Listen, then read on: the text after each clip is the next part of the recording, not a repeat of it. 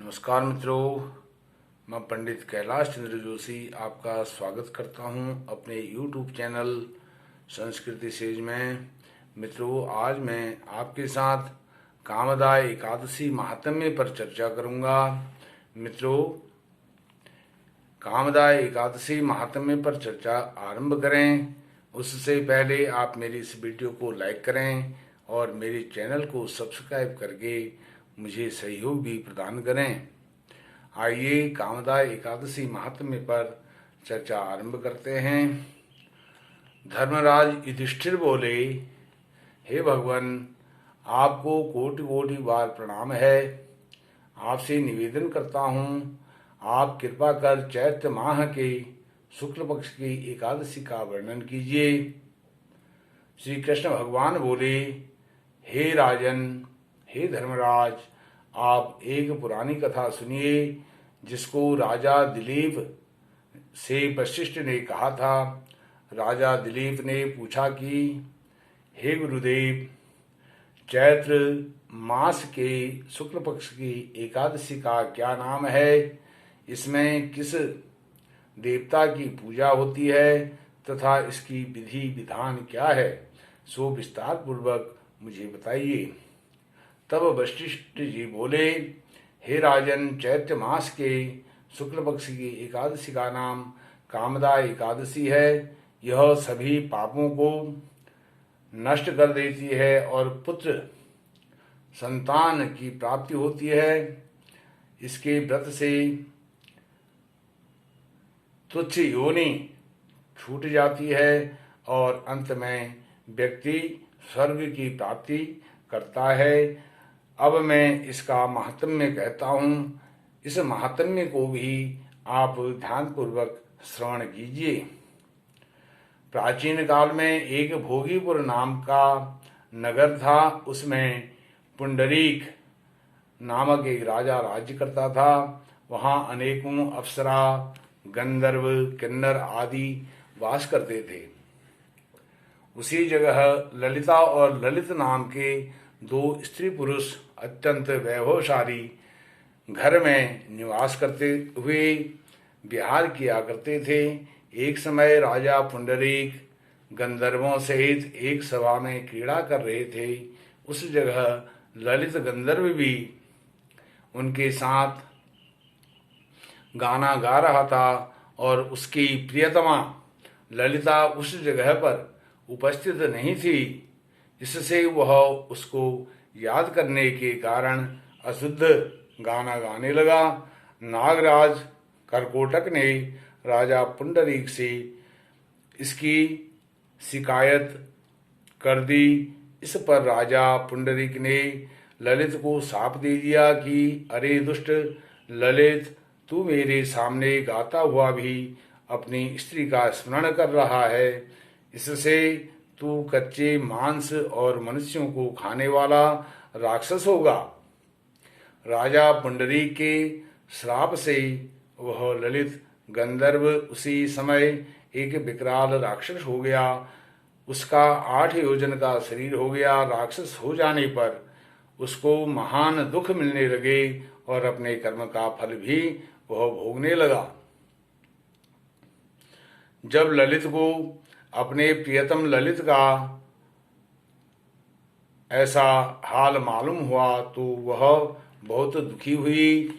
वह सदैव अपने पति के उद्धार के लिए सोचने लगी कि मैं कहाँ जाऊं और क्या करूं। एक दिन वह घूमते घूमते विंध्याचल पर्वत पर चली गई। उसने उस जगह श्रृंगी ऋषि का आश्रम देखा। वह शीघ्र ही उस आश्रम के पास गई और उन ऋषि के सम्मुख जाकर विनय करने लगी। उसे देखकर श्रृंगी ऋषि बोली, हे सुभगे, तुम कौन हो और यहाँ किस उद्देश्य से आई हो? ललिता बोली, हे मुने, मैं वीर धन्वा नामक गंधर्व की कन्या ललिता हूँ। मेरा पति राजा पुंडरीक के शाप से एक भयानक राक्षस हो गया है।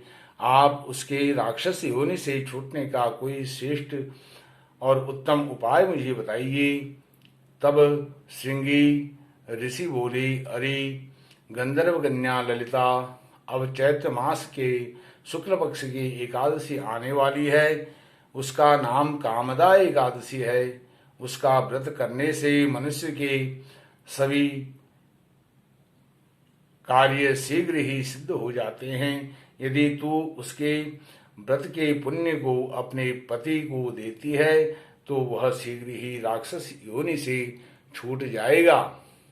मुनि के वचनों को सुनकर के ललिता ने आनंद पूर्वक उसका व्रत किया और द्वादशी के दिन ब्राह्मणों के सामने अपने व्रत का फल अपने पति को देने लगी और भगवान से इस तरह प्रार्थना करने लगी, हे प्रभु, हे नारायण, हे श्री हरि विष्णु, मैंने जो व्रत किया है उसके पुण्य से वह राक्षस योनि से शीघ्र ही छूट जाए।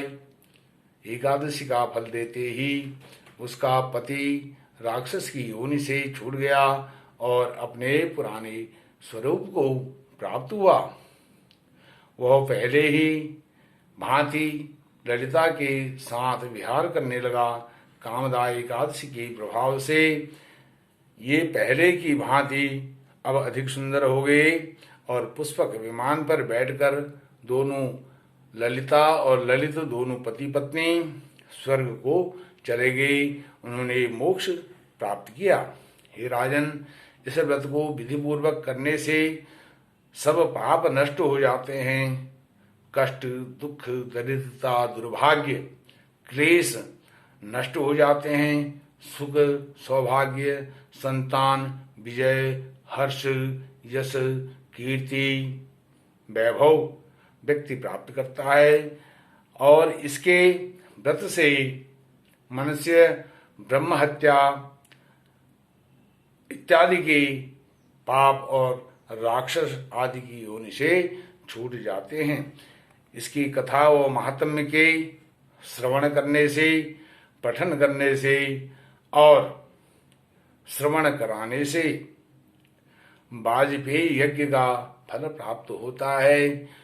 कामदा एकादशी के दिन ओम नमो भगवते वासुदेवाय मंत्र या ओम नमो नारायणाय मंत्र का यथाशक्ति जप करना चाहिए। विष्णु सहस्त्रनाम, श्रीमद् भगवद गीता, श्री रामचरितमानस इत्यादि धार्मिक ग्रंथों का पठन पाठन और श्रीमद् भगवत महापुराण की कथाओं का, श्रीमद् भगवत महापुराण के 10वें स्कंद का विशेष रूप से पाठ करना चाहिए और उसका श्रवण भी करना चाहिए। ओम तत्सत। हरि ओम नारायण।